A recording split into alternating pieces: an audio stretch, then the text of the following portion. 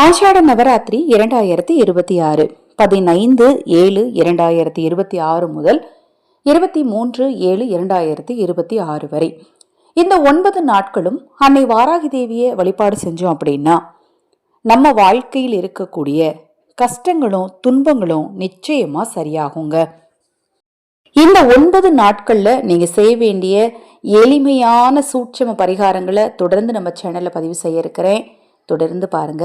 இந்த 9 நாட்கள் அன்னை வாராகி தேவிக்கு நடக்க இருக்கும் குங்கும அர்ச்சனையில உங்க பேருக்கு நீங்க குங்கும அர்ச்சனை செய்து கொள்ள விரும்பினாலும், இந்த 9 நாட்களுக்குள் வரக்கூடிய பஞ்சமி நாளில் குங்கும அர்ச்சனை செய்து கொள்ள விரும்பினாலும், உங்கள் பிரச்சனைகள் தீர பரிகாரங்கள் செய்து கொள்ள விரும்பினாலும், இந்த நாட்களில் அக்ஷய பாத்திரம் உணவளிக்கும் திட்டத்தின் மூலம் உணவளிக்க விரும்பினாலும் 9344692042 இந்த வாட்ஸ்அப் எண்ணிற்கு தொடர்பு கொள்ளுங்க. அது மாதிரி அபிஷேகத்துக்கு நீங்கள் உங்களால் முடிந்த பொருட்களை வாங்கி கொடுக்க விரும்பினாலும் இதே வாட்ஸ்அப் நம்பருக்கு தொடர்பு கொள்ளுங்க. அதை பற்றிய தெளிவான விளக்கம் கொடுக்குறேன்.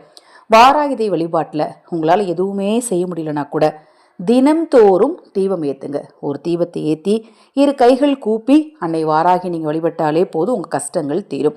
இந்த ஆஷாட நவராத்திரி செல்வ வளங்களை அள்ளி கொடுக்கக்கூடிய ஒரு குப்த நவராத்திரி அப்படின்னே அழைக்கப்படுது. இதில் முதல் நாளில் கலசம் வைக்கிறது தான் ரொம்ப ரொம்ப முக்கியமான விஷயம்.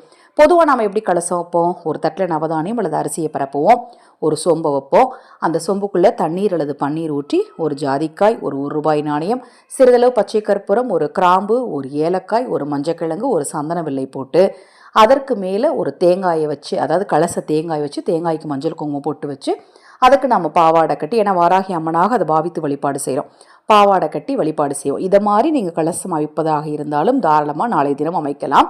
இல்லைங்க எனக்கு இது சாத்தியப்படாது அப்படிங்கிறவங்க ஒரு நிறை சொம்பில் தண்ணீர் எடுத்து அந்த தண்ணீரில் மஞ்சள் தூள் போட்டு ஒரே ஒரு ஜாதிக்காய் போட்டு உங்கள் வீட்டில் பூஜை அறையில் வச்சிருங்க.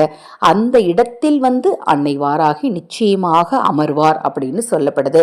தினம்தோறும் அந்த தண்ணீரை மட்டும் எடுத்து நீங்கள் மாற்றிக்கலாம். இல்லை 9 நாட்கள் கழித்து அந்த தண்ணீரை வீட்டை சுற்றி தெளித்து விட்டு அந்த ஜாதிக்காயை பணம் வைக்கிற இடத்துல வச்சிடலாம். இப்படி நீங்கள் செய்கிறதுனால பெரும் செல்வந்தராகும் யோகம் உங்களுக்கு உண்டாகும் அப்படின்னு சொல்லப்படுது.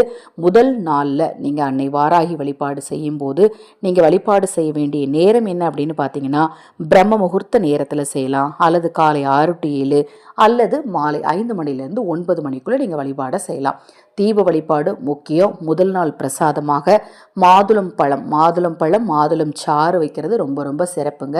முதல் நாளில் ஒரே ஒரு நெய் தீபத்தை ஏற்றி வாராகிய மஞ்சள்லையும் பிடிச்சி வைக்கணும். சிறிதளவு மஞ்சள் எடுத்து மஞ்சள்லையும் வாராகியை பிடிச்சு குங்குமம் பொட்டு வச்சு வாசனை மிகுந்த மலர் சூட்டி ஓம் ஐம் வாராகி தேவியே நமக எனும் ஒருவரி மந்திரத்தை 27 முறை சொல்லணும்.